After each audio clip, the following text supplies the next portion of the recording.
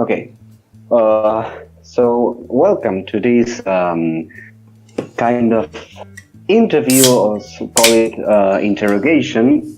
We have, let's do a proper introduction. I'm Chodo, you already know me. I'm the chief editor of Questaholic that comes out every month, and you better read. And we have here for this month interview, apart from Lourdes, we have Tanis 79, who is one of the podcasters in the RSBNB update, and one of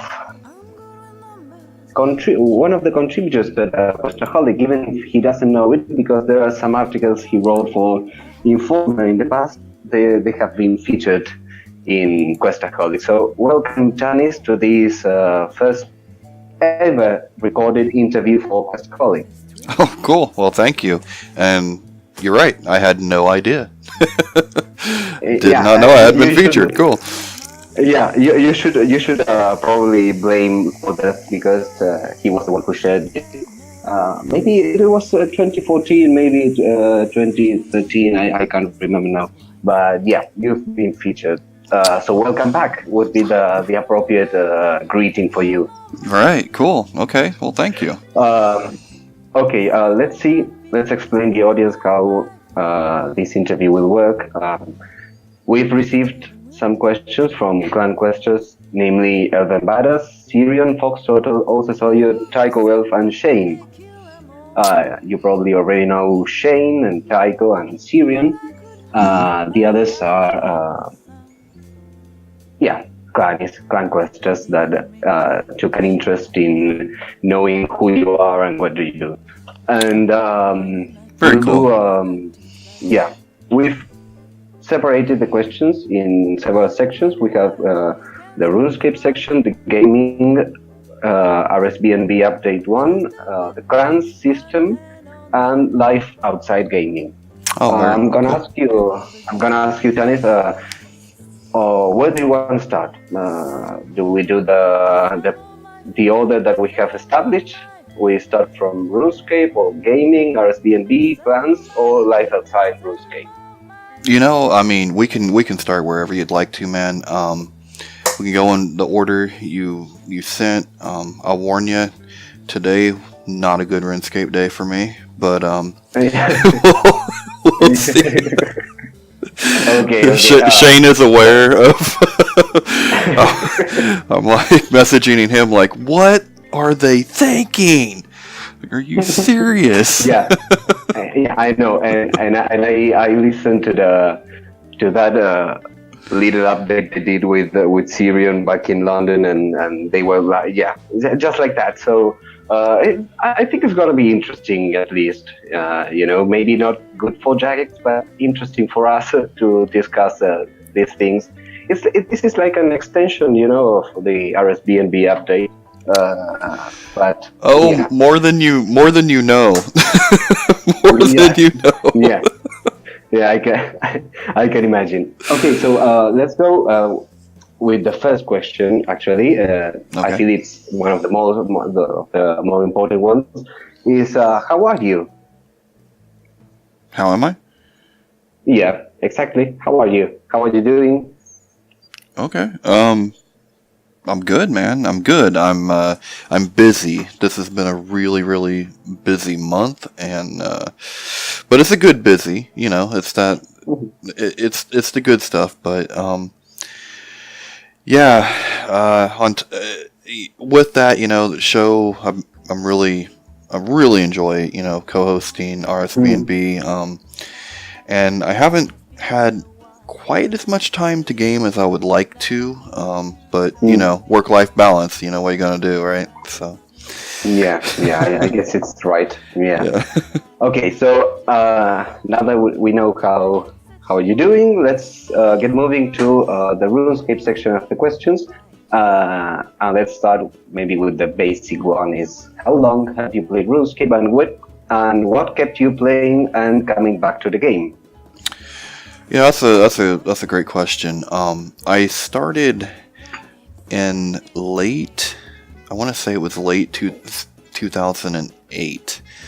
this has always been hard to figure out because I know for a fact, or at least I thought for a fact it was 2008. But I also remember when I came in, Next was already there, which I don't think came in until the end of 2008. So I'm right around that time. I do have my 10-year cape, so hey, it had to have been at least 10 years.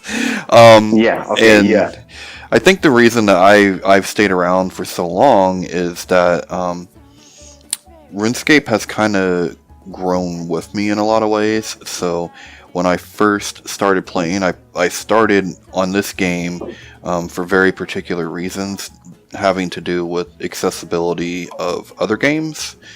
And I was in college, and so it actually helped. It helped with some of those accessibility needs. And then as I got older, things changed, but at the same time, so did RuneScape, and because it's one of the very few games that every week had an update. There was always new content. There was always something to keep you coming back.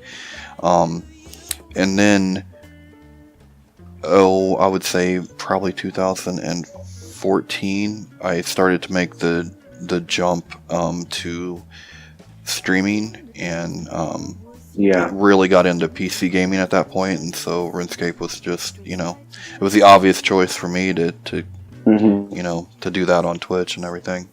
So.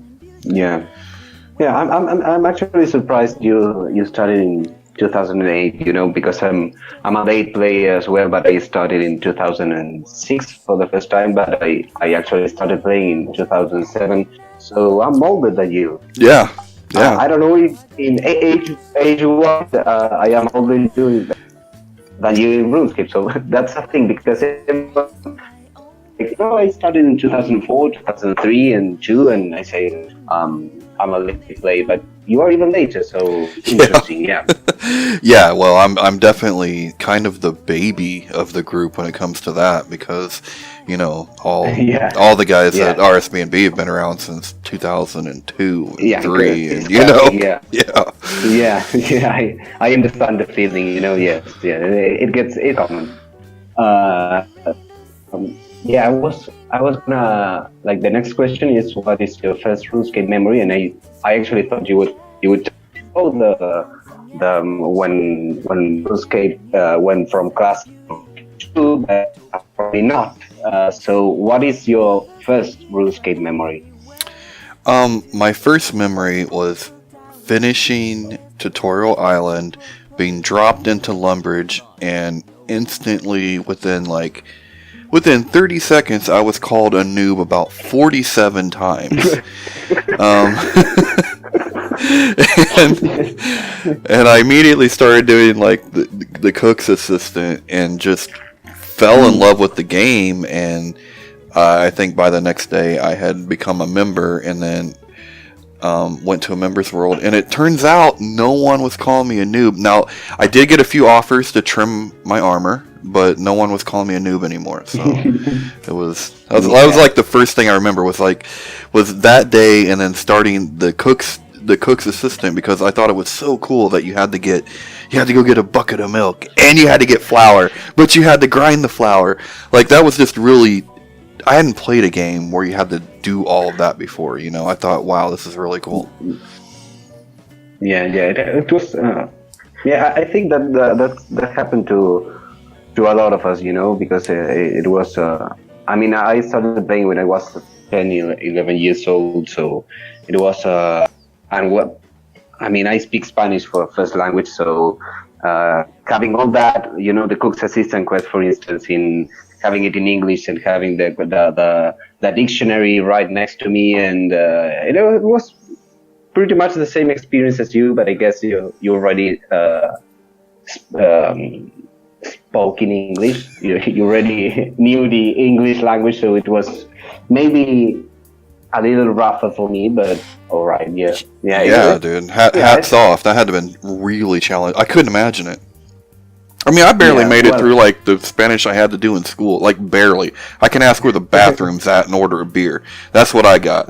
Like I couldn't imagine sitting down and trying to play a game and have to use a dictionary to do it. That's crazy. yeah, yeah. That was crazy, but I mean, everyone that doesn't speak English or first language, they say I learned so much English with RuneScape, and that's true, you know. And being 10 years old and everything, it was more like a learning game than a RPG. But I guess that at least you learn how to make a cake out of a guess. So that's interesting as well. Yeah, you learn Yeah. something as well.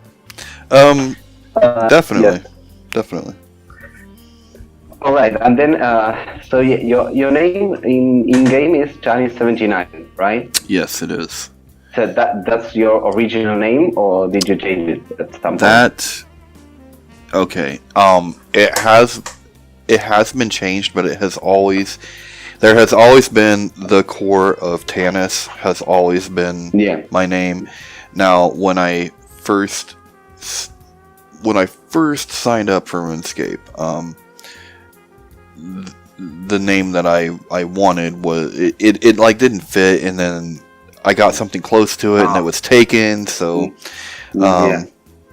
so it was just Tanis with a couple with a space and some letters or something, right? Later on, the name that I had wanted actually became available like a couple years later, so I was able to get that.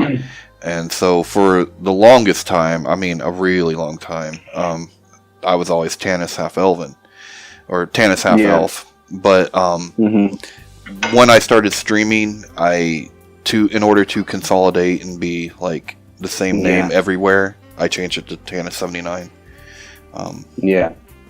Fair enough. Yeah, that's always the word. That was my clan world, and that was like where I always played. So I just threw that on the end, you know. Yeah, makes sense actually. Okay, and now let's move to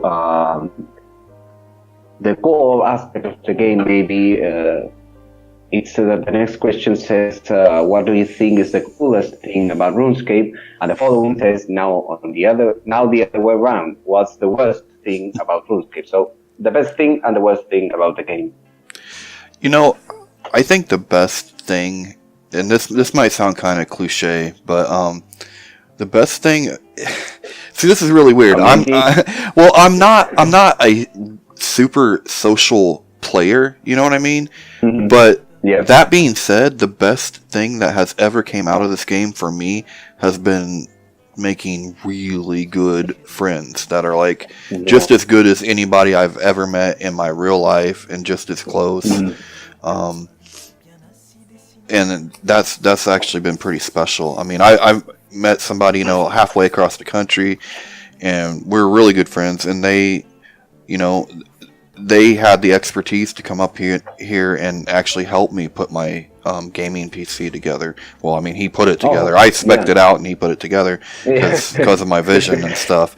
And so, I mean, what other game? Where's that going to happen? That ain't going to happen on Xbox Live. You know, it's just it's not. You're going to be called everything in the sun, but you're not going to probably make friends like that. And I think the worst thing, it's hard. I think the worst thing was the bot epidemic, because it pitted people against each other, really bad. The what, sorry?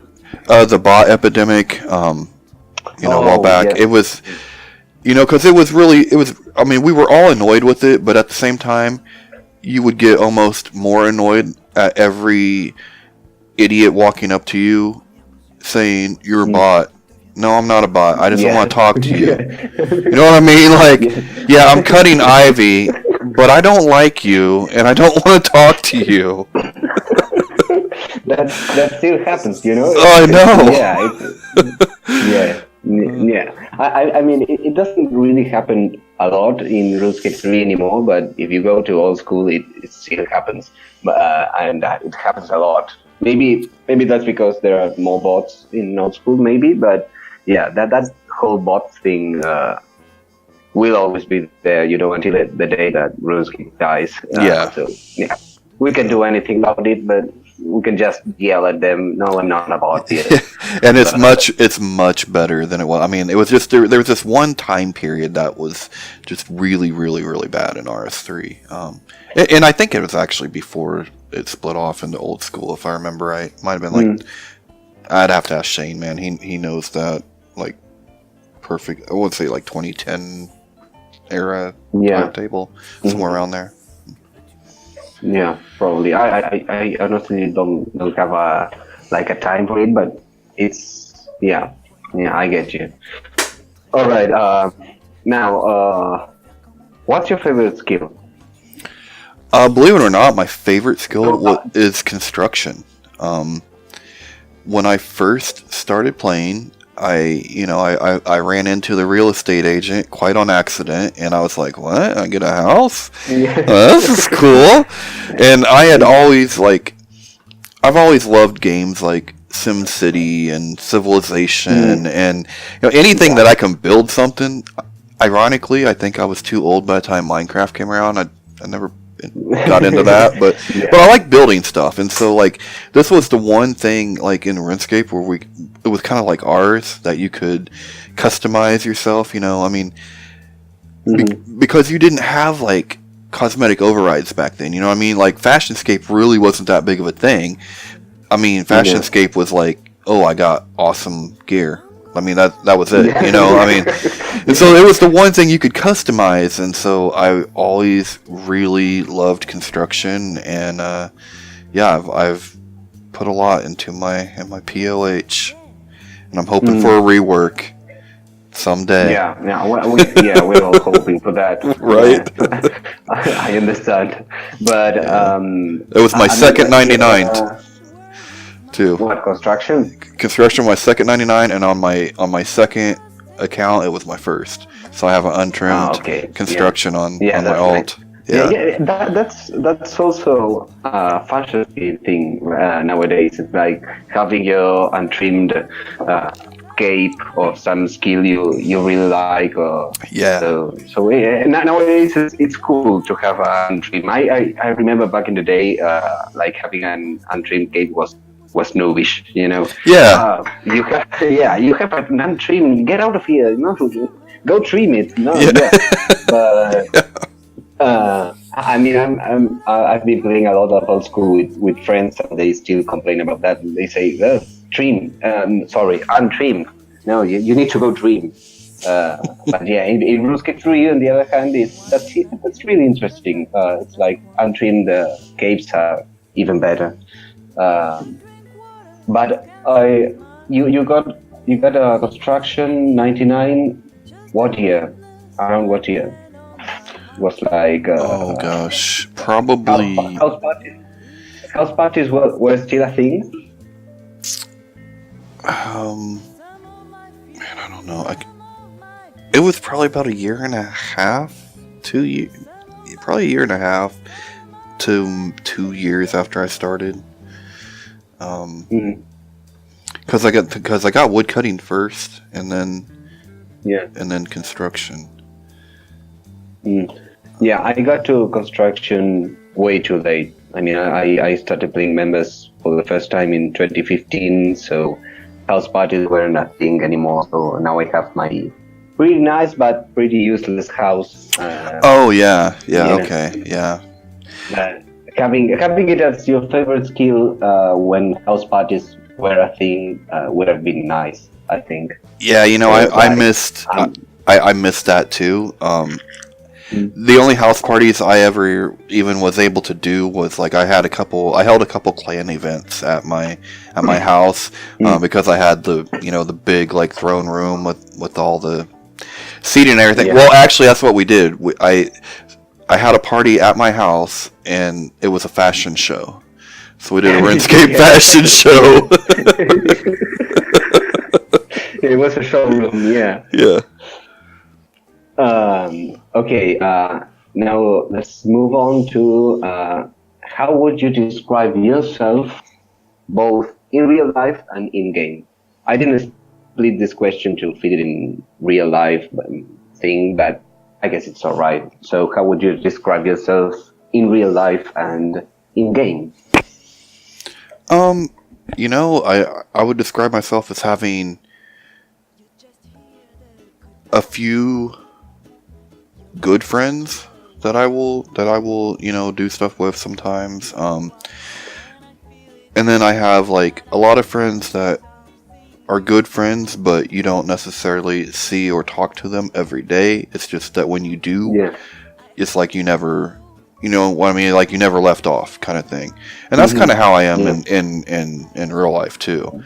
In real life, the biggest things to me are my wife and my daughter. Like that's, I mean, that's everything. And then maybe after that, I'm just happy to have a house, I guess. So I guess that ain't so different than RuneScape, right? A construction skill. Yeah, exactly. Yeah, exactly. You like to have a house in both in real life and in game. So I guess that counts for the question. Yeah, good answer. Yeah. And what is your most used item, both in real life and also in game? Oh man, well, my most used item in real life, by far, is my PC. I do. I mean, not only is that my entertainment, but that's also my work. That's my tool. That's like it's everything. In game, I don't really know what my most used item is. Probably a scythe, because that's what I kill stuff with. I don't know. Yeah, I guess this is one of Tycho's questions, and he always asks every interviewee those kind of things, and everyone is like that, because you actually don't put a lot of thought on. I use this every day, but maybe it's not my most used item. I mean, but. Yeah, that's one of Tycho's questions. You can blame him later. Oh, when I first read through these, I was like, oh, that one's Tycho. I will go for a little further. Yep, that one's Tycho. Like, I just told him that yesterday. I was like, I could totally tell which ones were yours. He's like, which ones? I'm like, I don't know. I'm not looking at it, but I knew it when I read them. Like, I just knew it. Like, there's only one Tycho, man. I knew it was you. It's always Tycho. And now, I've heard, like in several episodes of the RSVND update, where I don't know if you go mad at us, but maybe you don't understand our fanatism for questing. I don't know, are you more of a skiller, more of a BVMer? What are you in RuneScape? I'm probably more of a skiller, but it's not. It's not necessarily by choice, it's by necessity. And I understand the quest because I went through a time where I was really, really into it. And what messed that up was when they just decided they weren't doing voiced quest anymore. And that killed it for me. I mean, it really did. Before then, it was so much better, like, because it's really hard for me to sit there and read a quest. And I'm not used to that. I mean, maybe back in the 90s, but I don't know. It just wasn't my thing. And I was, but I was watching, like, there were certain YouTubers that were really popular, that were really into lore, and so I would watch them, and so, like, I know a lot about the lore because I've listened to them, so it's like, I like the story, but I don't like doing the quest because... the quest. Yeah, because I have to read it, and then a bunch of... You wouldn't believe how many times they give me a JAG-XI test, and then I'm just pissed. I'm just like, how am I supposed to do this? This is ridiculous. Come on, guys. I used to do the same because... of how late I became. I mean, I played free to play for like 8 years of my life in RuneScape. So as I was really interested in the law, I used to do the same until, of course, I became member and everything. But yeah, so watching the videos and reading the stories was a big part of my life in this game. I didn't even play. I just, the world wakes. I can do it, so I need to read it somewhere. That sucked, but because when I actually did the quest, I already knew everything. I knew what was gonna happen, but I guess it was fun. But this question I made you is because now we are gonna have this question that says, "What is your favorite RuneScape storyline?" Oh man, that's kind of hard because it's like you don't think about it, but there's actually been some really good storylines.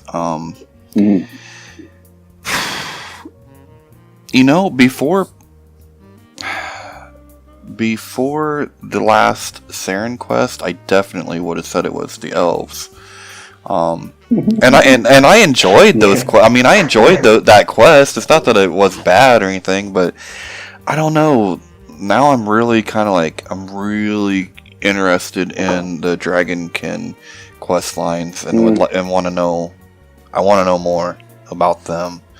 I've never been real big into the Zaros quest line, but yeah, Dragonkin and elves, and some gnomes, man. The gnomes are cool. Like, I just want them to finish that out, Yeah. I mean, let's see, no, yeah. I mean, the storylines it's a pretty difficult question.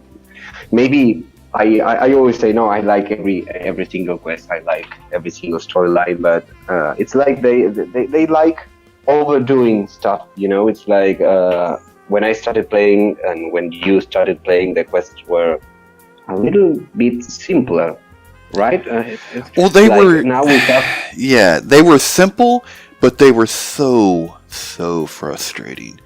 Because because you would go to do a quest, but I can't do this quest. I have to go and do this quest first, and then you go to do that quest. Nope, you can't do that quest. You got to go do like the whole quest system was like one small favor, like the whole damn time. And so it was like every time you would go to do something to unlock something, you'd have to do like 5 quests beforehand. You're like, oh, okay, here we go.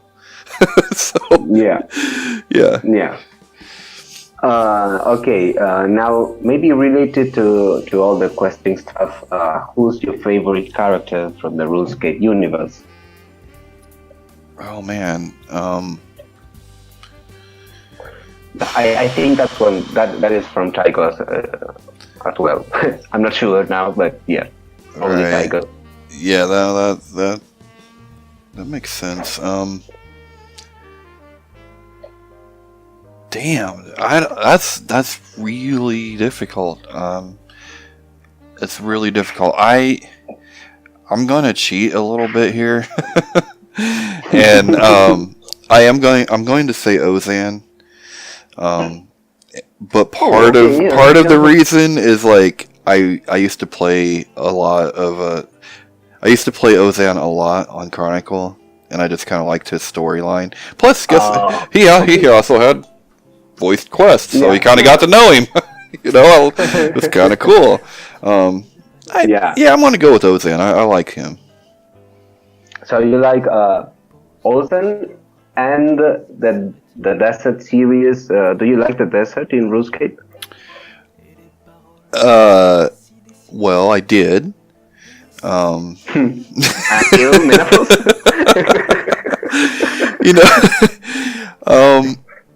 The quest to get into Menopause was pretty good. I liked it.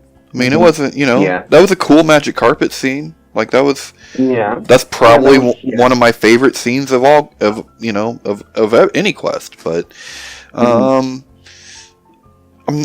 not actually a huge Desert fan. I like him as a character. I'm like, I've liked all of the quests I've done, in that storyline. Now that being said, I have not done my Menopause quest, so I am a big huge slacker there, and Yeah. Yeah, I wouldn't have done them, if it wasn't for the Questcape and the whole clan thing. I mean, they were crap. They're crap, and Menafos is crap. So yeah, so I guess for the next question, that is, you get a ticket to visit RuneScape in real life. Where do you go first? You don't go to the desert or Menafos. So where do you go? I'm going to Prif, man. That's the first place I'm going. I was hoping you didn't say Prif. Why does everyone say Prif? Oh God. Well, it's the same reason. I mean, you're gonna go to like if you're going to the UK, you're gonna go to London, right? I mean, if you're coming to the US, you're probably gonna go to New York or LA, somewhere like that. I mean, you gotta go to Prif. I mean, you have a point there, but I mean, I've been interviewing people for Questaholic for a long time now, and I swear 90% of everyone say, "Oh, I'll go to Brief," and they say, "Why don't you go to the Tutorial Island and to Lambridge? Where you started?" But I guess I don't really like Brief, so that's an issue I have. But yeah, I think it's fair enough that you. I mean, it would be a really decent place in real life. Well, I want to see it. Like, I want a Crystal City. Like, that would be cool. Like, Lumbridge and Varrock. I thought about saying Varrock, but I was like, I can see castles, but I can't see a Crystal City anywhere. So. Well, that's a really good point. I haven't really thought about it, so I think I'll let it pass. Okay, you're okay. Yeah, you're good. Okay, now we have a question from Elven Badas. He's a member of the. I think he's in RSBNB website and everything, and has been for a long time. And he says, "Hi Tanis, big fan. What would you say is your favorite update of the year and why?" So this year has been a very unique kind of year. It would probably come down to two updates that I think were the best. They were the best implemented, and they're just the best of the year, and that was deep sea fishing and the player on farm. Both of those are very good. I would probably go with,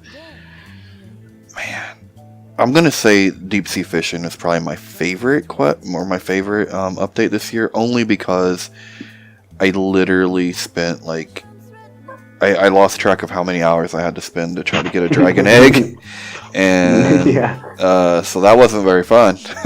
But no, both of those updates were really, really well done, and so I mean either one, but I'd probably lean towards deep sea fishing. Okay, and they are skilling updates, so you are more of a skiller. Yeah, there you go. I understand. I mean, I haven't set foot on deep sea fishing yet, and I don't even know what player on farms looks like. But I can understand. I mean, a lot of good feedback from everyone. So I point for everyone. So yeah, fair enough. So what's the main difference between the community that existed with playing?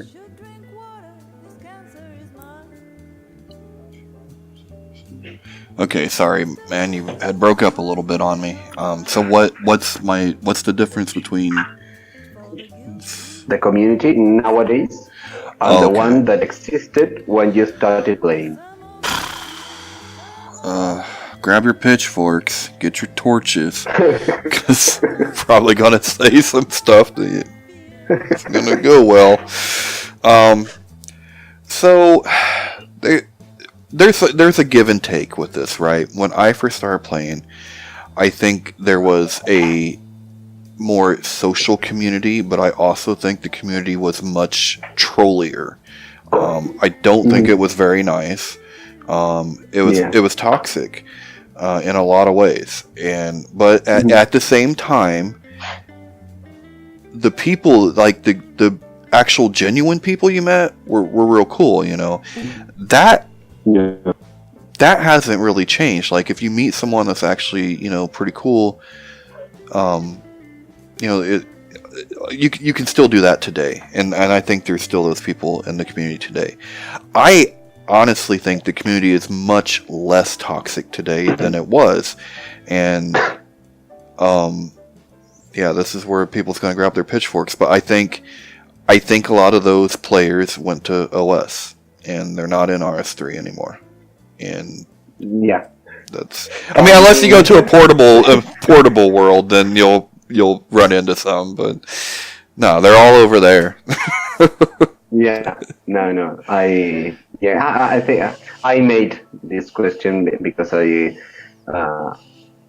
think it's essential to know what people think about the they play, the community they are into, and I don't know. I mean, you started in 2000, but maybe someone who started in space. That's maybe one of the real question, because I thought you would tell me you had started playing in 2002 or something, so it would have been much more of a. But, Share what you say. I mean, maybe it's that. I'm probably not gonna say anything about old school because people are gonna grab the pitchforks for real. It. Okay. But in the other thing that I have to add to that is I do think there's been a condensing of the social aspect of the game now versus then. I think when I first started playing, it was very organic. Conversations would just pop up. People would just run into each other and do something, meet up to do something. Everything was very organic that way. And now it's very consolidated within the clan system itself. So you don't meet a lot of non-clan people, or you know what I mean? There's not as much interaction.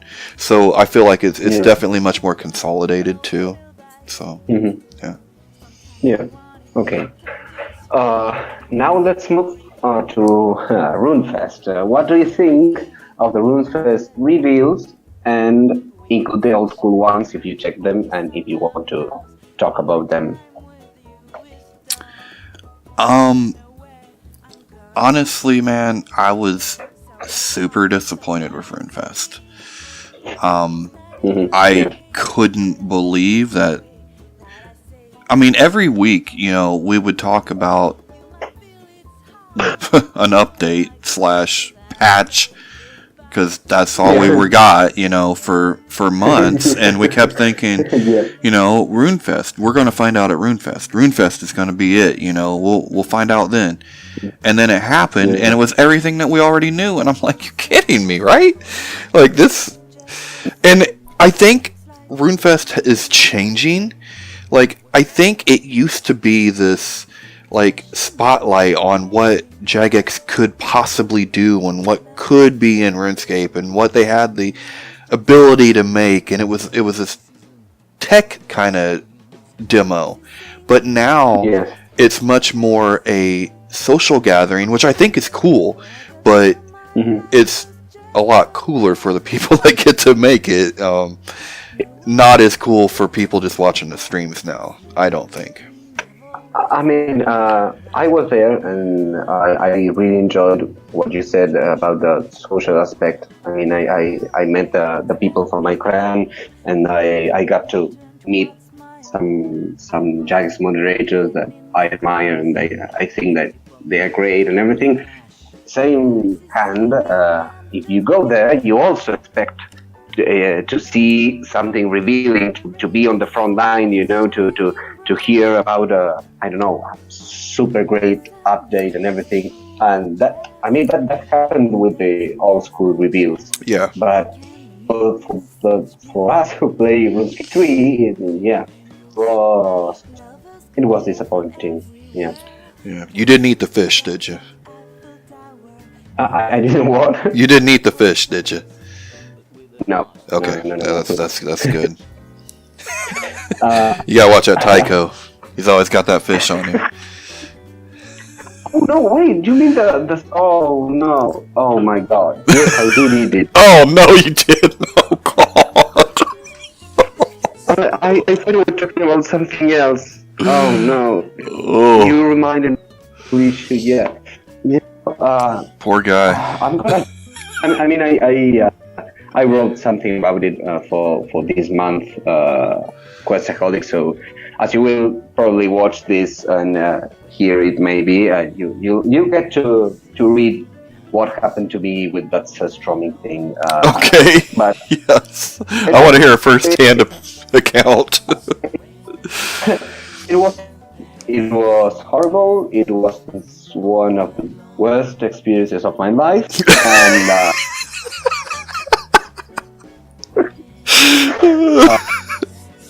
So I told him, I told him, and I had to say again, fuck you guys. You know, it was. I mean, everyone, we all knew what was gonna happen. You know, it was like I knew it was gonna be horrible and everything, but it was more than horrible. It was literally one of the worst things I've ever done in my life. And I'm 22 years old, so I've done pretty bad things, but that one qualifies in the top 3. Yeah. So Wow. just imagine about it. Yeah.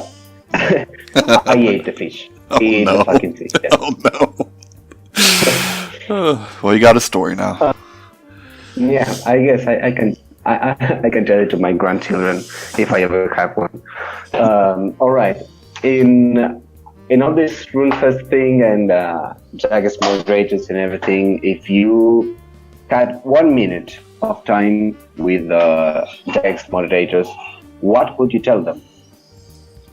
I would probably tell them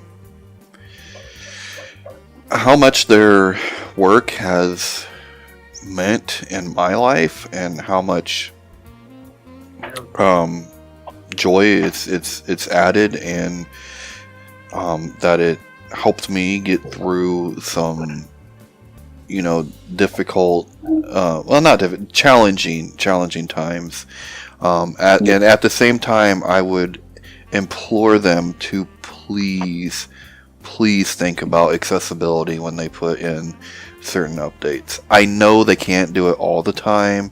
I know you can't cater to 0.0001%, but at least have it as a thought as you're building something, Yeah. Mm-hmm. Okay. Yeah. That's good. Okay, so this is all the RuneScape themed questions. Maybe you want to add one. Maybe we forgot about anything. So if we did forget about any RuneScape question, your time to say it is now. So, or we'll move to the gaming section. No, I think we can move on. I can't think of anything that we missed. You're pretty comprehensive, man. Okay, so let's move to gaming in general. So, what games do you like besides RuneScape? Well, I haven't met too many games I don't like. It's just a matter of how long do I play them, right? So, I have been a gamer literally since I was 5. And like when I was 5, I got my first Atari. That was what the console was at that time. So I'm a little bit older than you. And then I can still remember when I got the very first original Nintendo for Christmas. Like I remember that. And the first console I ever bought with my own money was a Sega Genesis, because I had worked baling hay all summer long so that I could afford to buy a Genesis.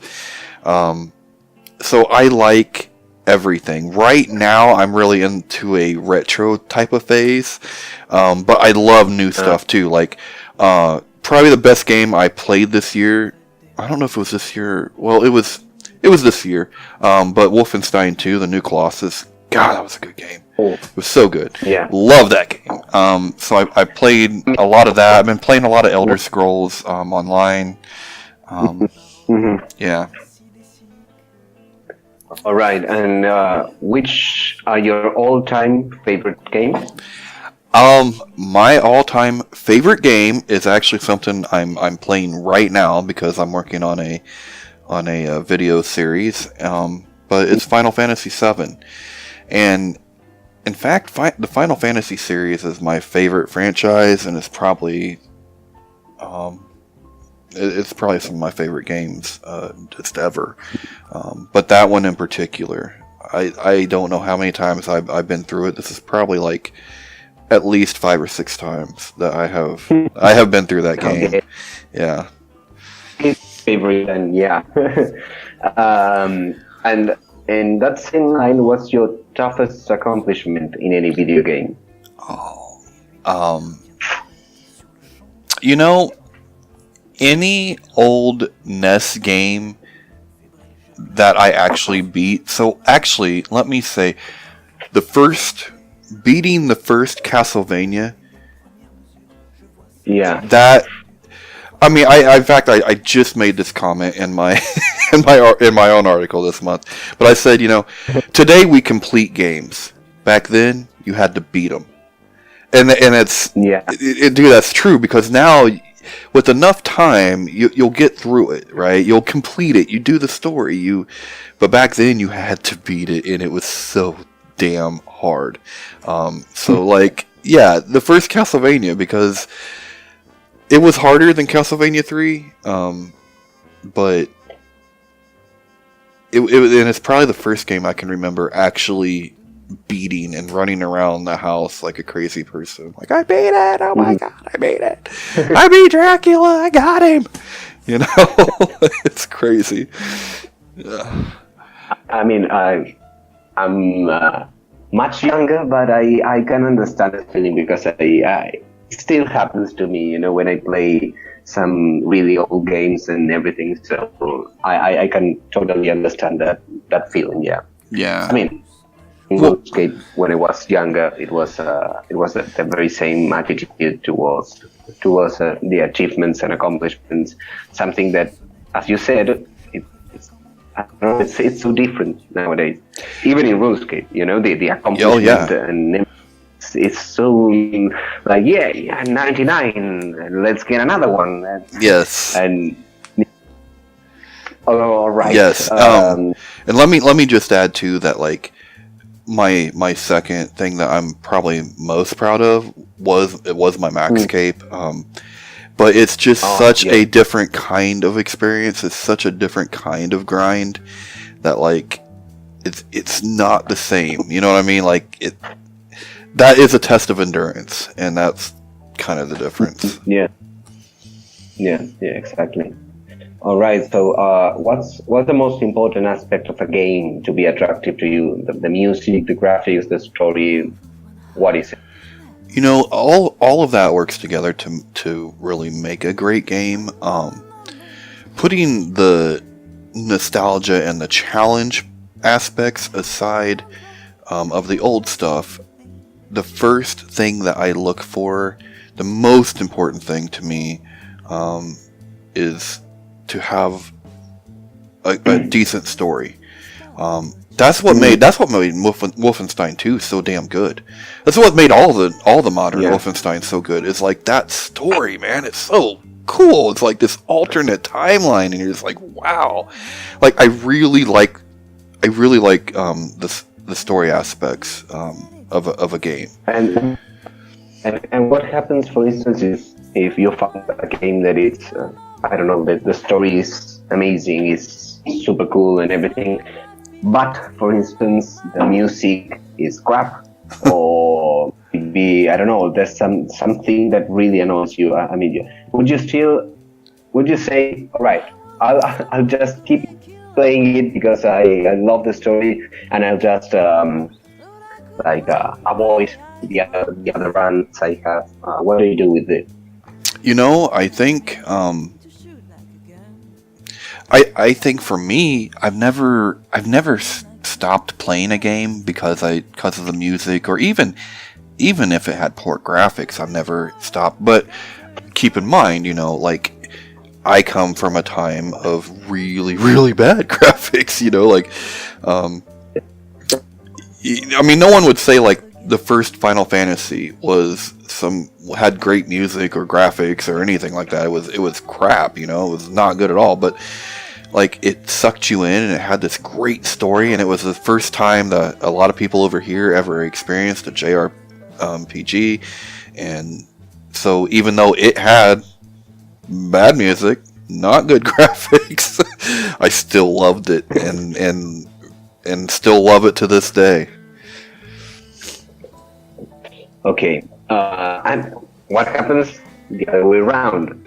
I mean, it's pretty obvious, but maybe it's not. What if, I don't know, the graphics are sensational, the music is mind-blowing and everything, but the story is lacking something. The story is not good as you expected, or maybe there's no story at all. Maybe you're playing one of those games that have no story whatsoever, and but the music is wonderful. The gameplay is great and everything. Do you still like to play those kind of game? So usually, and that happens more often than you would think. And a lot of times for me, it's not that, like, I want to play it because I'm like, oh, but look how good it looks, or, the score is just so great, like the music, but I will end up eventually just losing interest. And I think that when you have a pretty large game library, and on top of that, you're a long time MMO player, like with RuneScape, it's not that you dislike it, or like you're mad, or you want your money back. It's just that you find yourself playing that game less and less. Yeah. Okay. Fair enough. And what's your favorite game genre? I don't really know how to say that. Man, I would say it's a toss-up between, like, I like RPGs a lot, but I don't always have the time for them. Like, because now they're so big now, like I loved The Witcher 3. I loved it, but man, it's so long. Yeah. So I would have to say, like, either RPG and also hack and slash. Like, I love a good hack and slash because it takes me back to the days of the beat 'em ups and stuff like that, and I really like those games. Okay. Now we have the last question of the gaming section. It comes from Fox Turtle. He's a clan member, and he likes to ask weird questions. I have no idea what this means. Maybe you don't, maybe you do. But are you for or against Bowsette being Nintendo canon? Bowsette. I actually don't know this either, but I can make some guesses, right? So is this like, I'm guessing this is like Bowser's girlfriend or something like that from Super Mario Brothers. Oh, all right. Yeah. Yeah, that's what that's kind of what I'm connecting here, and I don't really feel one way or another about it. I really was terrible at Super Mario Brothers. I was just bad. Yeah. And then Super Mario Brothers 2, I was just confused like everyone else. And I didn't even get into it until Mario Brothers 3, and that's the first one I beat. So yeah. Okay. So let's move on to RSB&B. So what? Let's start with how long have you been around the RSB&B update? It's kind of crazy because it's a lot longer than it feels or than it seems. But I remember my first application type article was December of 2012 And I'd probably been listening for a year, at least a year, maybe 2 years before then. So I've been around essentially as staff since January of 2013, and I'd probably been a listener since 2010. Well, yeah, that's a lot. I mean, was it like, what was it like hearing or listening to a RuneScape podcast all those years ago? I mean, what's the main difference maybe between what happened in 2010 and what happens now with the update? I mean, with the listeners and what the people expect, or I don't know. What's the main difference you can see about it? Oh, well, I think Shane has a badass co-host now. I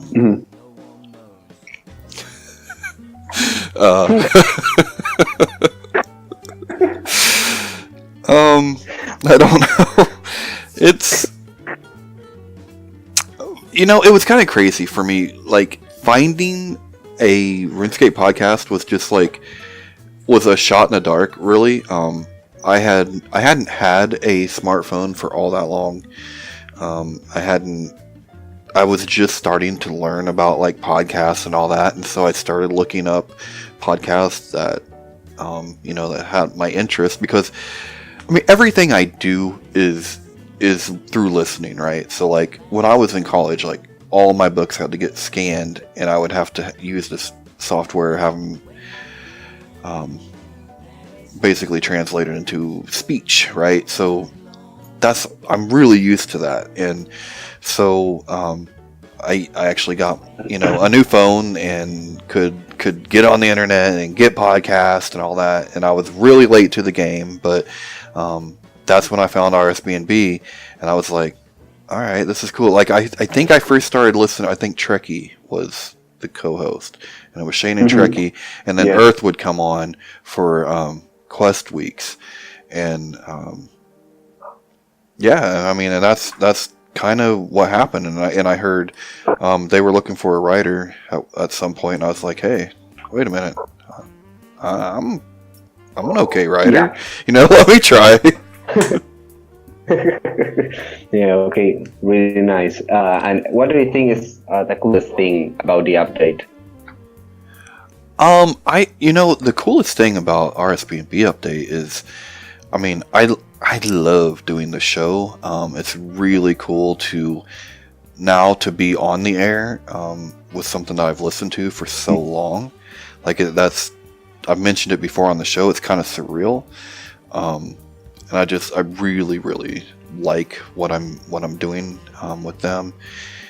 But I think the other thing that's really cool is RSBNB has a continuity in its community that I don't think a lot of other RuneScape communities have, because the people involved in it have been playing RuneScape for such a long time. I mean, when you think about it, I'm like 2008, 2009, sometime around then. They had been playing for 6 or 7 years before I ever even started playing RuneScape, and at this point, I've been playing over 10 years. So it's this group of people that know the game inside and out, and we may disagree sometimes about the XP rates or what direction the game needs to go, but we have this enormous wealth of knowledge of the game, and I think that's really cool and very unique in the in the community. Yeah, I mean, it was weird when I joined Clan Quest in 2015, and Shane had joined maybe 2 months before I did. So, and I remember hearing about something, a podcast. I didn't even know what that meant, and then finding out they were, I don't know, maybe you were at the 500 episode, 500 episodes. I can't remember now, but that struck me as well. The continuity, the persistence, and the will, just the willingness to do it every single week and keep going. So that's a great thing that you all do. That's amazing. Yeah. Yeah, Shane is a very determined person, man. Like that guy, Yeah. that guy has some determination. Yeah, I I know. And this question is from Shane. And why did you agree to host the update for such a long stint?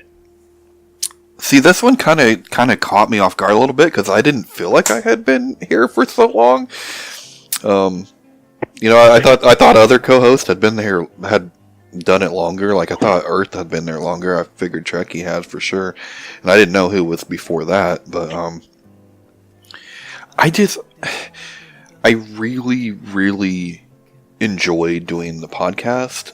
I really enjoy having the opportunity to talk about this game that we have played for so long and still love. And there's always that possibility too that maybe somebody there will hear it, and maybe we can affect change in the right way. And I think it's like, and I think it's really cool too. Like, Shane very much wants people to not be, gosh, how do I put it? He wants you to be able to share your opinion. You know what I mean? Like, whether that is, oh, this is a great update, or this update is terrible. Like, there's no pressure to have a certain point of view or anything like that. So, and I think that's really, really, really cool. And I try to call it like I see it. I know sometimes that probably pisses people off sometimes, but I'm not trying to do that. I try to be as honest as I can, and he gives me that opportunity, and I can't see myself going anywhere until he boots me or needs to make a change. Well, I mean, that point is interesting because it would be really, it would be so boring if all of you just, yeah, this subject is cool, yeah, this isn't, but and that thing that you say, maybe you don't need to agree or disagree in like in everything, and that's great because more than one time when I hear you, I can hear you saying, no, yes, I like this because reasons, and Shane says, no, maybe I don't like it because something else. So that's really interesting because I'm not analytical in RuneScape. I'm one of those that says I hate this, I love this, and hearing you and saying, giving actual reasons about it, makes the podcast really interesting and one of a kind, right? Yeah, that's what we try to do, and I like that. Shane brings a technical knowledge to the podcast that is really, really important, and that can sometimes help. It can help shape what I'm thinking, just because I've never thought about it in that perspective, because I don't have that perspective. That's not how I think. Like, I'm not very analytical either, although I try to evaluate something, fairly. And so I try to bring that other side, like, to the table. I try to bring, like, the average person to the table, and the player, the person that's experiencing the content and going through this. But like I said, we're all drawing off of this enormous, like, history of playing, and I think that really helps us be able to analyze these updates and treat them fairly, because we have been around for a really long time. Yeah. All right, very nice. And which update episode has been your favorite to host? It's I don't know if I've had a favorite. I mean, every week is good. I can't think of any time that hasn't been a good week. There's two that stand out, but it's hard to separate, like, was it the show or was it the update? You know what I mean? Like, yeah.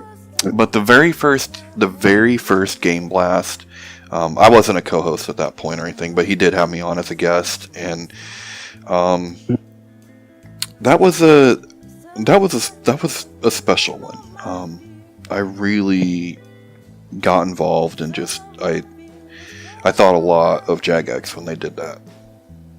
And then I think the other one that I wasn't really. I mean, I guess I was co-hosting at this time, but the Menifos show was.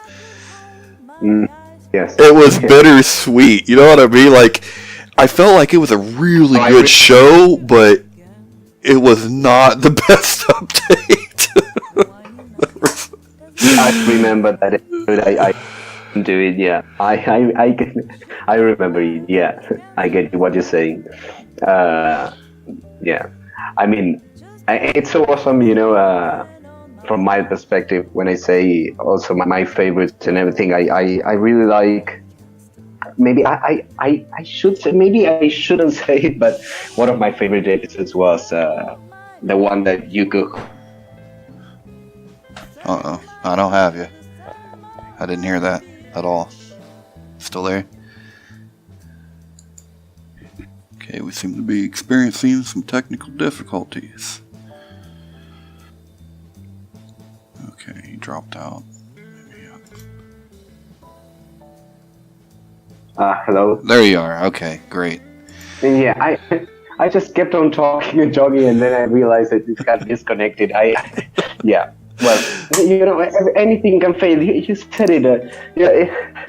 You said it before we started. Anything can fail, and I failed. My disc failed. My internet failed. Everything failed. It happens. So, it happens. Yeah. We're good. Yeah, I caught as far as you said my favorite episode, and then it was silent. I'm like, Yeah, no, I just kept on talking, but the what I was saying was that my favorite one was the one you co-hosted with when Shane was away in London. So yeah, I said a lot of things, but they have been erased. No one will ever hear them, and maybe for my sake, it's better it remains that way. All right, so let's move to the last question regarding the RSVNB update, which is also a question from Shane. And he asks, Sirion or Tycho Elf? Sirion or Tycho Elf?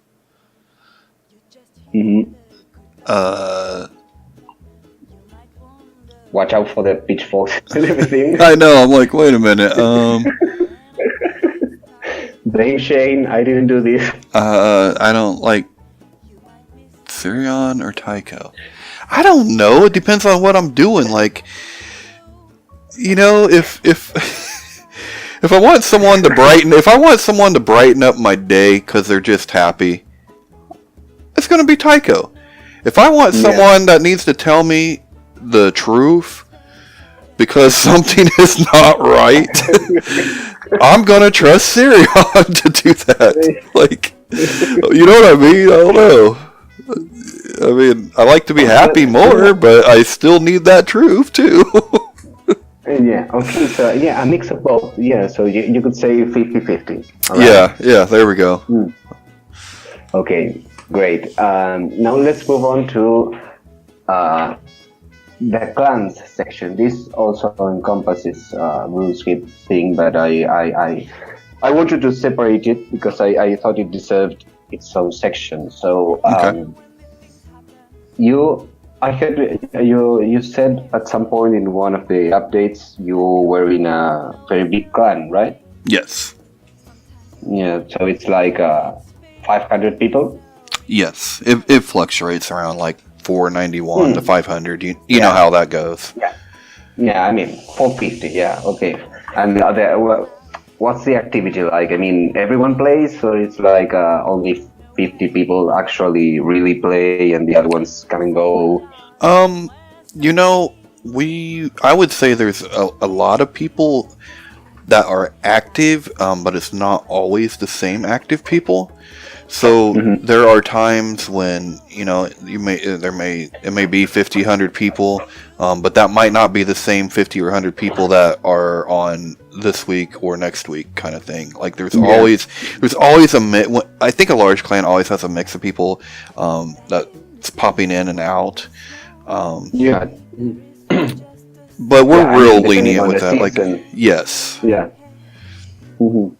So what do you think is the coolest thing about your clan? Well, the coolest thing about our clan is, it's kind of two things, really. One is I've been there from the very, very beginning. Like, I have been there since it was 10 people. And, now, that being said, I did leave once, and came back, but that's a whole nother story.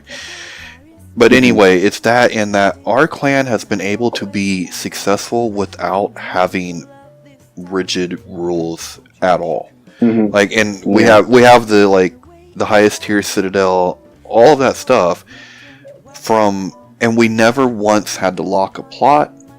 We never once mandated capping. Never once did we ever demand any of that kind of stuff. We don't have mandatory events. It's so like Buddhist. Like people they just do their own. I would have never believed it could work, but our leader had a vision and she stuck to it, and every clan will have some drama here and there, and we have not been immune to that. But that's basically our number one rule is like, don't start drama, and don't be a dick. That's pretty much it. Like that's it. That's what I love of the clan system. That's why I didn't join a skilling clan or a PVM clan.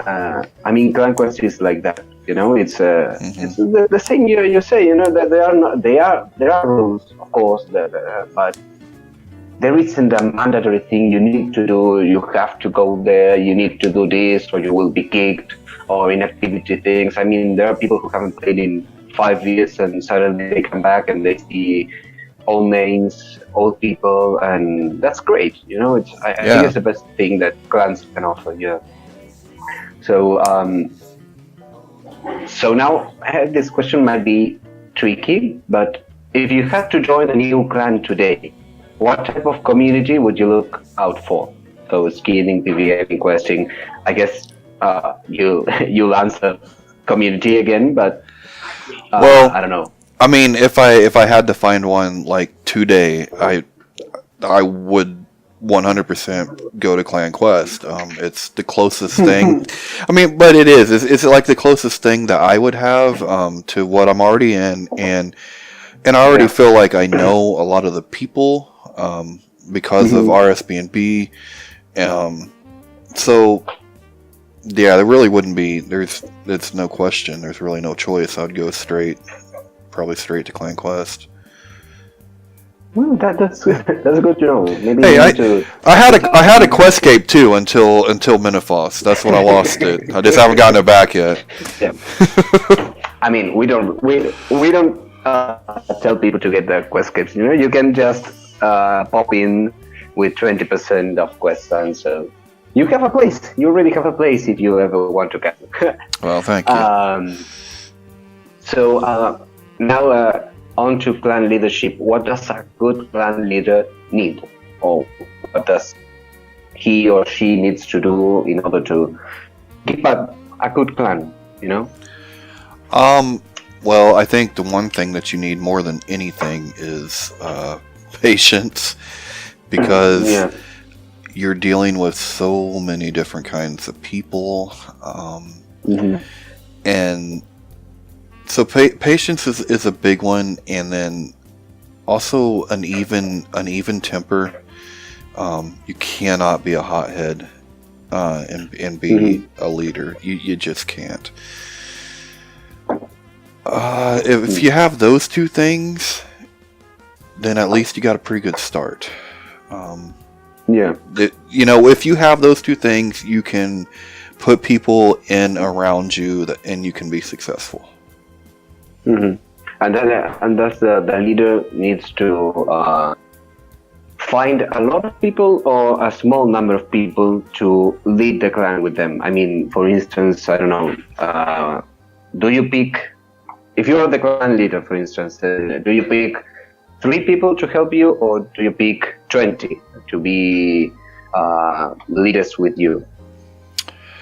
For me personally, just with my different experiences, I would probably.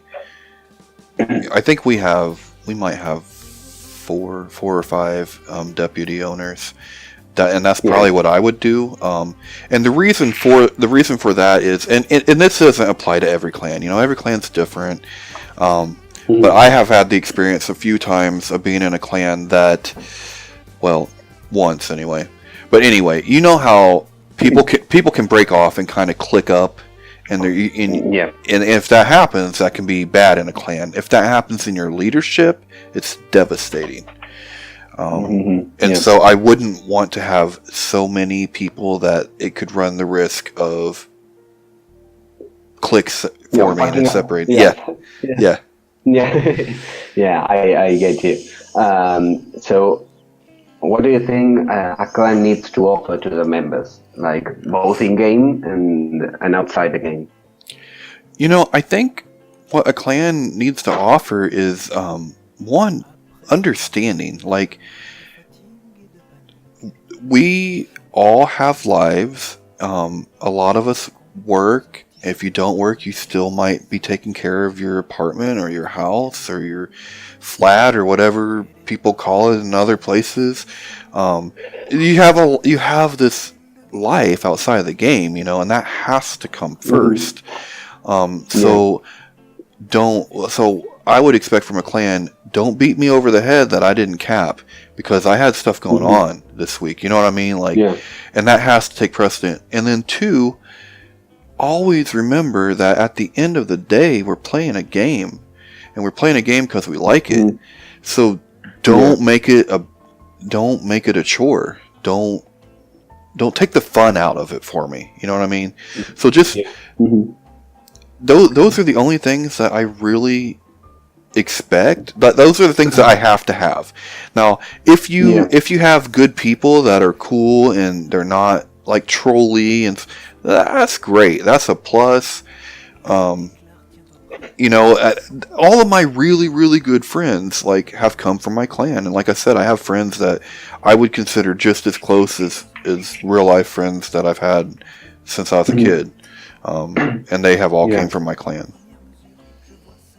And do you think that nowadays with all the social media and the Discord and offset, do you think that a clan needs to offer that, like a Discord server, something that pulls them out from the game as well? I mean, because before we only had the communication tool was being in game, Right. but nowadays we have a lot of things. So do you think a clan needs to offer that? I don't think a clan has to offer that, but I do think that it is a plus to have a Discord server. Now, I'm not real big on having the Twitters and the Instagrams and all of that stuff. I think the most important thing when it comes to that is having some kind of a voice chat, whether that's Discord or another one. I think the voice chat is really important because, one, there's no context when it comes to clan chat and typing, right? It's hard to tell the inflection of someone's voice or how they're meaning something. I think voice chat is really vital for that. And also, if you have someone like me, that's where I can really be myself, and that's where I can communicate and socialize. And I can't do that in the game as easily. Yeah. So it's a plus, but a clan won't fail because they don't offer like a voice platform or a Discord or anything.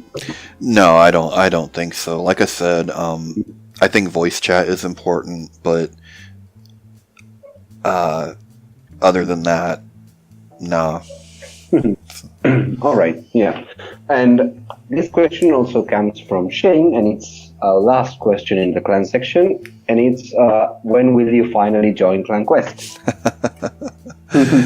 Well, when I get thrown out of fealty, I guess.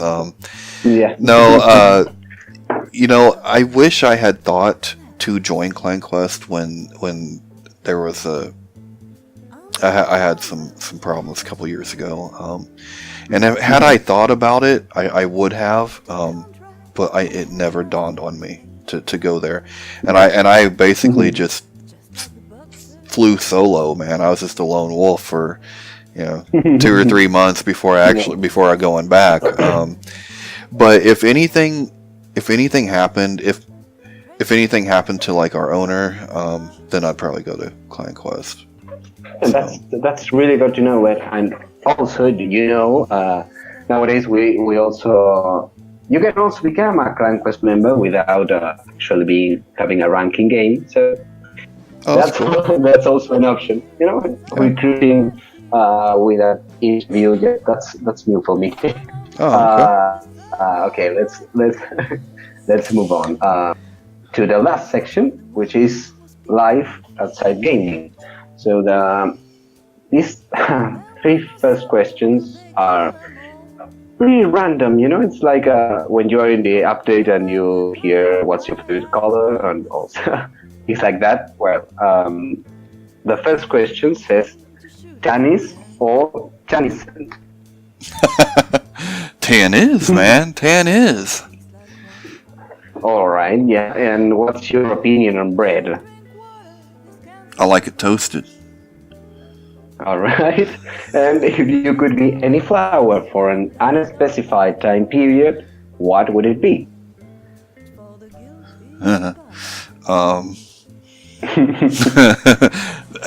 You say flower, but would a bud count? Yeah. Well, I don't know. I didn't ask the question, so I don't know what counts or what doesn't. So we'll leave it there. Yeah. All right. I guess the questions have been answered. So now to more serious questions. Any hobbies besides gaming?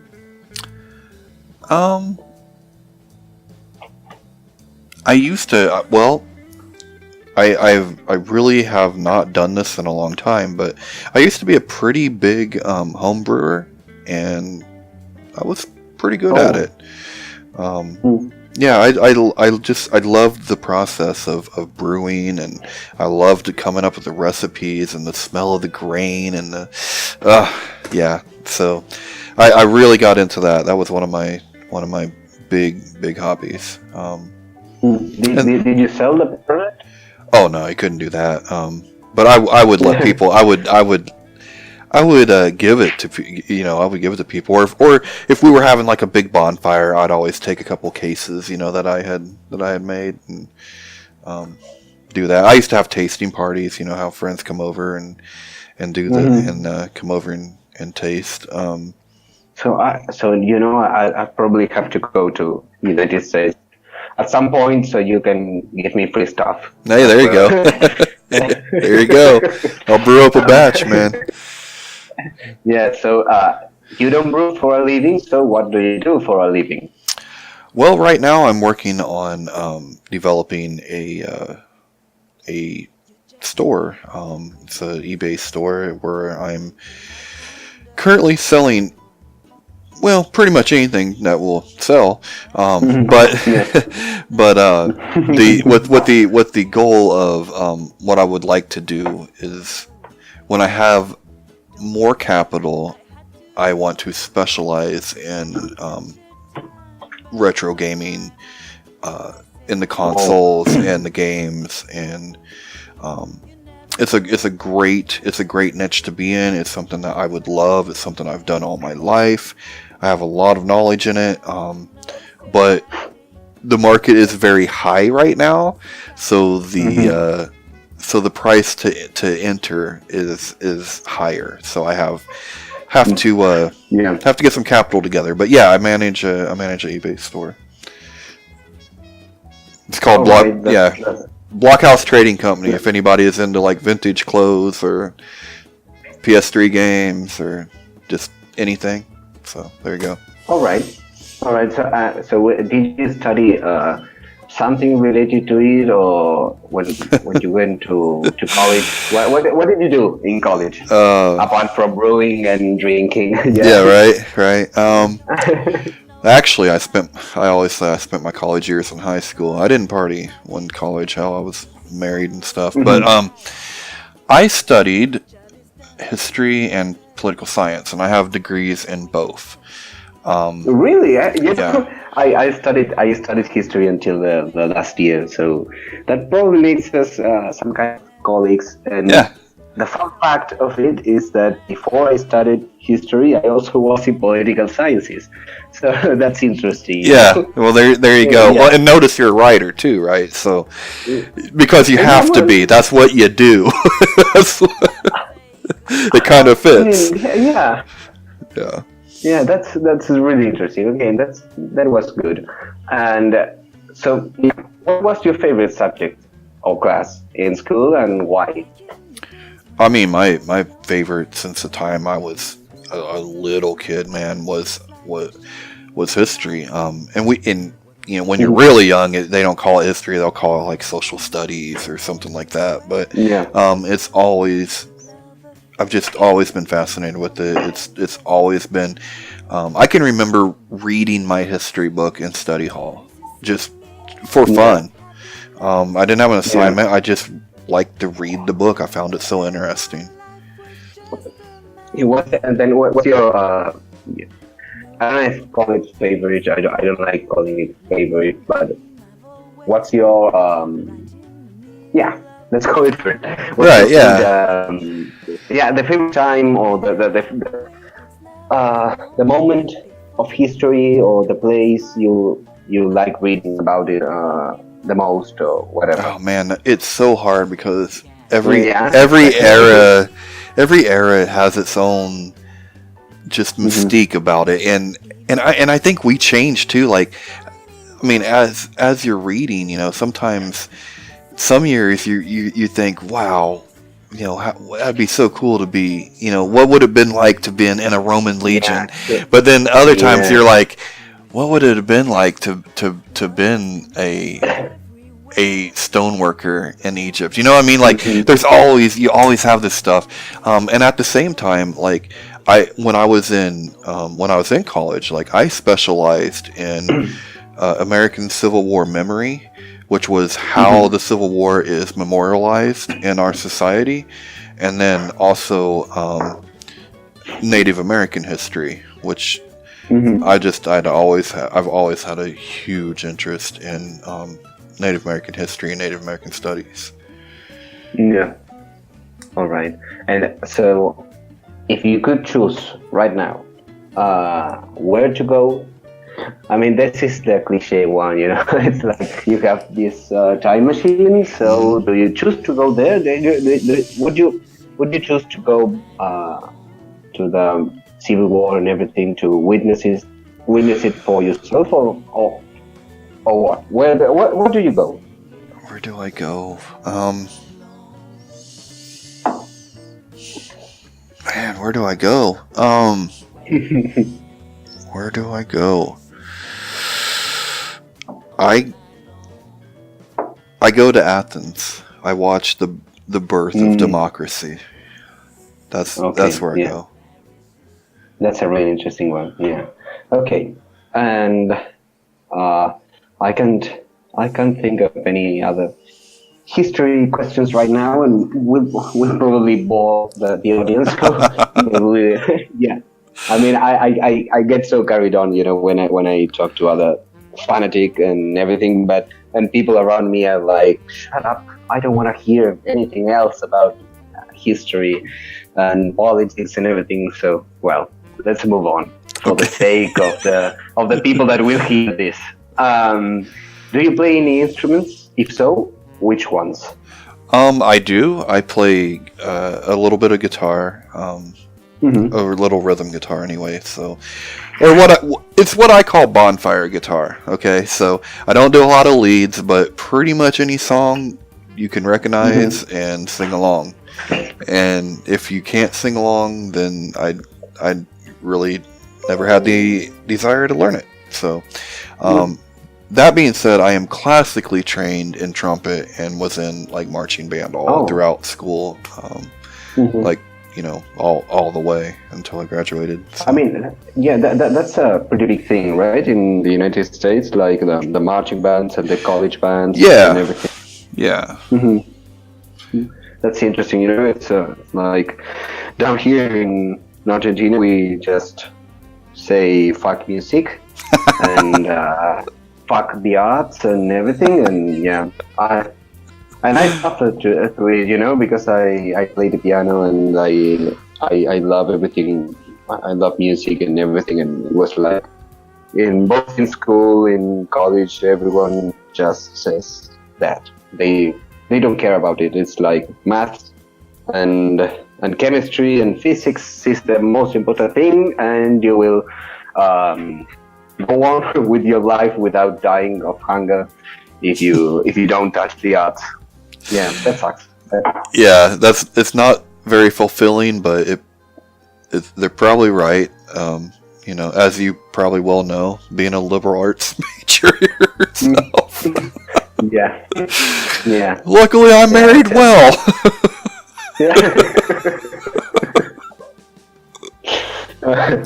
Okay, and now following the line on what do you know to do, or what do you do, it's how many languages do you speak?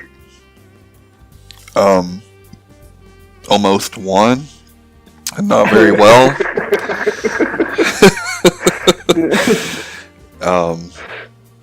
I struggled. I struggled so hard with language, and you would think, right? You would think language would be something that is taught.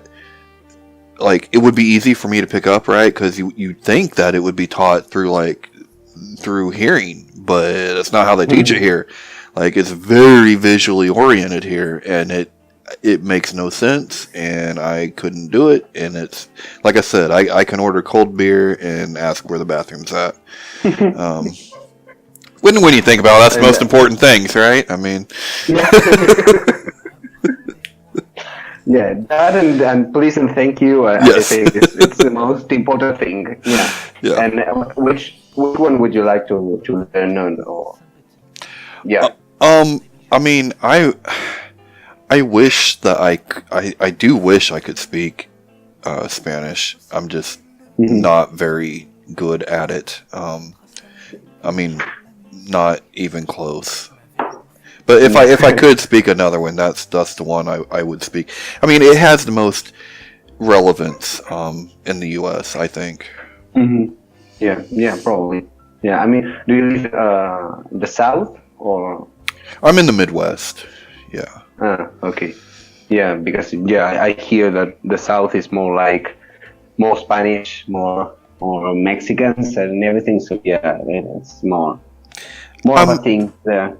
Yes and no. I've lived in the South for a short time, but I mean, you got Hispanic people everywhere, man. It's everywhere. It's not a thing. Like, I used to live where I used to live was predominantly a Hispanic neighborhood, and I wish I could speak the language, because I'd be walking home from class and, man, you smell people cooking dinner, and you're like, that smells so good. Can I come over? I want some of that. Yeah, I understand. And all right. Now, on the topic of favorites, which is one of your favorite movies?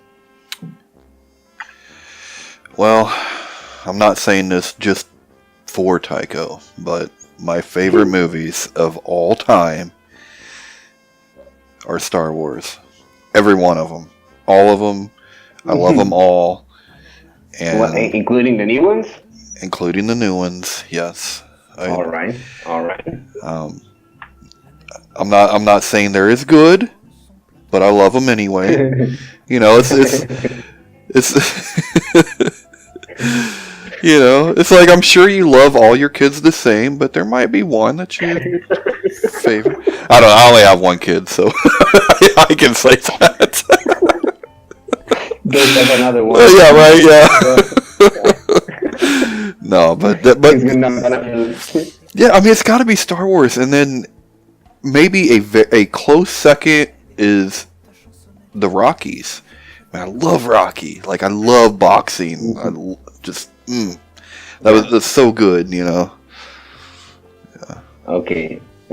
All right. So, what sort of music and artist do you listen to? You know, this is another one that's cliche. Everyone says they listen to everything, but I actually do kind of listen to everything. So, like, I listen to everything from, like, classical to bluegrass to hardcore gangster rap of the 90s, you know, like I really, really do. Today I was in an 80s mood, so I was listening to, you know, a bunch of 80s music. A couple of days ago I was listening to EDM. I mean, it's just a constant mix, you know, for me. Yeah, that's actually great. But I always, when I went to London, I asked, like, everyone, what do you think of Latin music? You know, the crap we invented, and the shit you need to listen to. You know, the Despacito and all those kind of Despacito, crap. yeah, right on. Oh my god! Yeah. So do you like that? Do you enjoy it? Can you listen it for more than 1 minute? I actually love Despacito. Like, I do like that song. Okay, I'm leaving right now. I like Latin music, except for, I don't know what you call this, but the kind that sounds like a dude has a megaphone and he's talking in the background, but you can't really understand what he's saying. Like, I can't. Yeah, pretty much all of modern music. Oh, yeah, I can't. That one I don't get into quite so much, but yeah. You know, one thing I love about Latin, I love Latin guitar. That shit is good. Okay. Really good. That's fair. And you know, it's like I come down so hard on that kind of music because we're sick of it, you know. I bet. But I can understand that from someone who isn't used to it. They can like it. Okay, I'll just give you a pass here. Yeah, we only heard it for a month during the summer, you know, and then it was gone. So yeah, I guess we're still listening to it. So yeah, so just imagine. You'll get pretty sick of it really fast. I could imagine. Okay, so best book ever?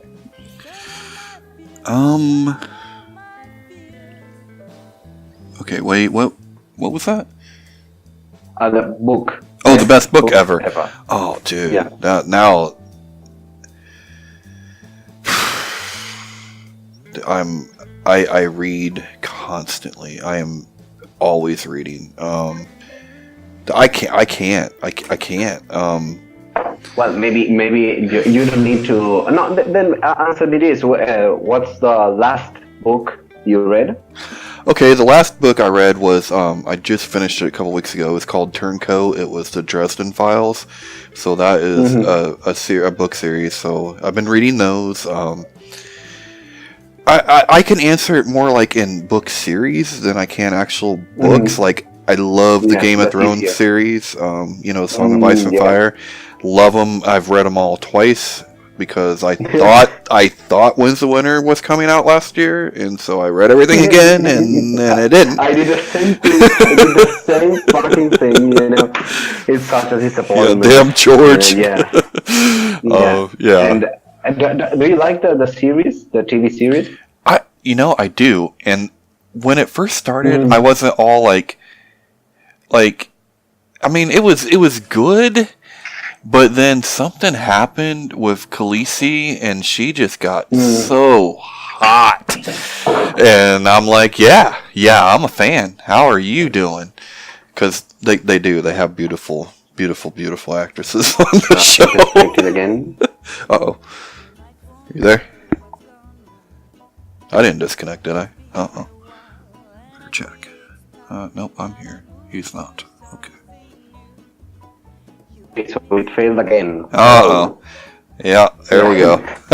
Okay, so I lost you when you were talking about the Khaleesi thing. So I said that something happened, and she just like all of a sudden I recognized just how hot she was, and yeah, I don't miss an episode now. Like they that show, dude, it's got the hottest actresses ever. God, they're all hot. Like, yeah. I mean, part of the popularity of the show is because of that. But did you like, for instance, the last season, or do you say like me it was like crap? So the problems I have with the last season is, one, I don't know. I don't know where the books are going to be, so I don't know if any of that will be there or not. There were things about last season that were absolutely great. I loved watching. I loved Ramsay getting ate by his dogs. Bastard, he got what I loved it. I loved the Battle of the Bastards. That was so good. But at the same time, before the season started, I had accidentally watched a video where they were talking about some potential plot leaks, and the one I heard, I was like, "Oh, that will never happen. That'll totally never happen." And then it happened, and I'm like, "Oh!" Like the one thing that I didn't love the end, and I'm like, I don't know about that. Like that might be a bridge too far for me. Unless it's in the book, and then I'm like, okay, well, we'll work with it. But I didn't love the whole like you killed my dragon and now it's an undead thing. I don't know. I don't know, man. Yeah, it's hard to take position when you don't know what's going to happen in the books, if the story goes that way and everything. But yeah, I guess we'll have the last season next year and everything, and we'll see what happens. But yeah, I can't wait. All right, so we are down to our last two questions. Right on. One of them, the following one, was a typo. Of course, it's a typo. Yes, this is the one. This is the one I remember now. Yes. And the last one is one I always ask at the end of the questions when I interview people. So let's start with the Taiko question. And he says, tell me your darkest secret that would make Shane tremble in fear. Tremble in fear? I support a universal basic income, and I think everyone should have free healthcare. And I think there should be a maximum salary. There you go. Okay, I don't think if that will make Shane tremble in fear, but I know Earth will tremble in fear when he hears that. I know that part. I don't know about Shane, but I share that way of thinking. So maybe we are two that will make tremble Lord F and maybe a bunch of other capitalist pigs. I think Shane taught Earth how to be conservative. I'm pretty sure. Could be wrong. Okay, all right. I mean, you'll see a picture that I made, a very horrific picture for the magazine regarding one of questions, and you'll get to see it, and you might get afraid. You might be afraid when you see Shane doing that. So maybe we shouldn't publish this interview now. But yeah. All right. Let's move then to the last question, which is, what's the meaning of life? The meaning of life.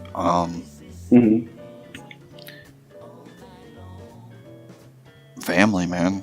That's all I can think of, and if Yeah, I don't know. I mean, it's my family.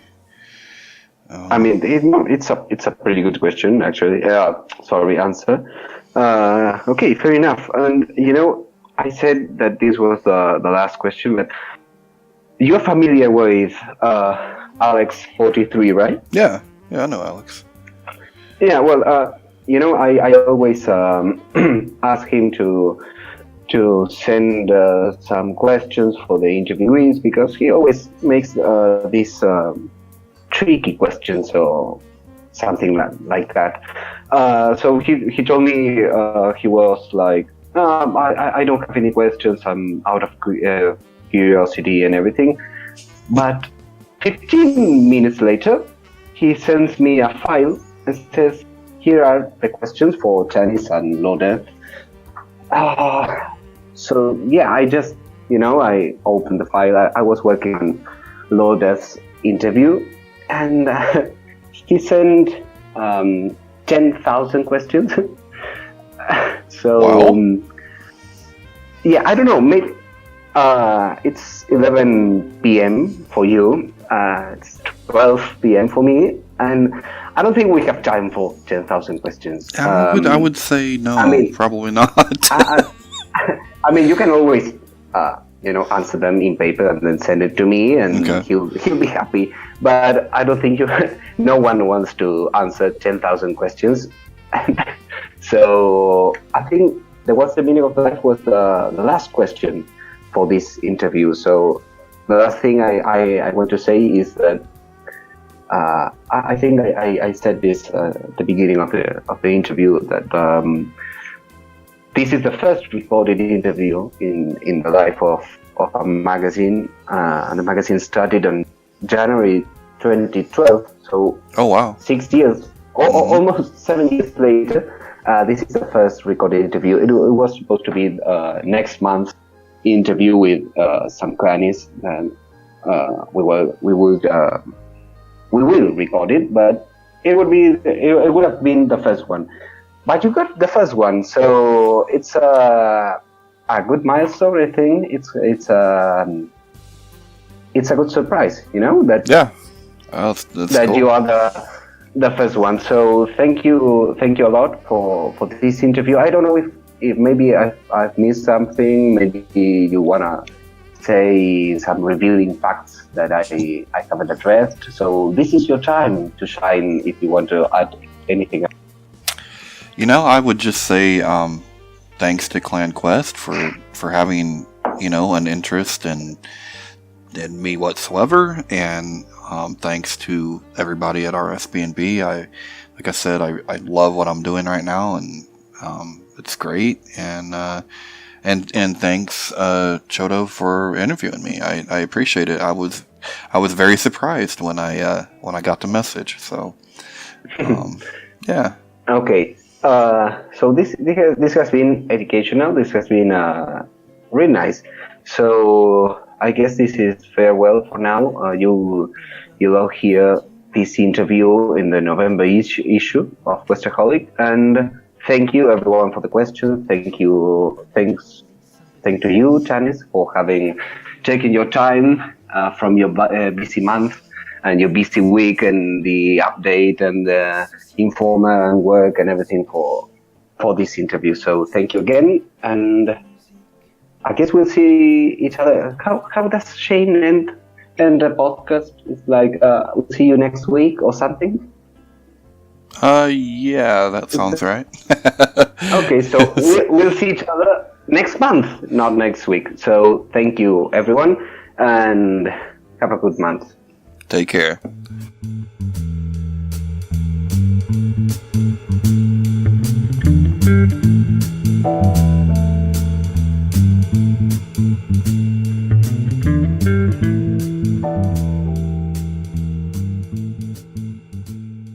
was very surprised when I got the message. So yeah.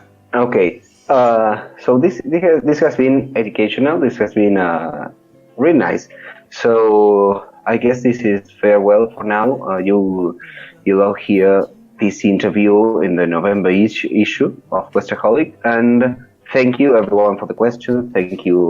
Thanks thank to you, Tanis, for having taken your time from your busy month and your busy week and the update and the informer and work and everything for this interview. So thank you again, and I guess we'll see each other. How does Shane end the podcast? It's like we'll see you next week or something. Yeah, that sounds right. Okay, so we'll see each other next month, not next week. So thank you, everyone, and have a good month. Take care.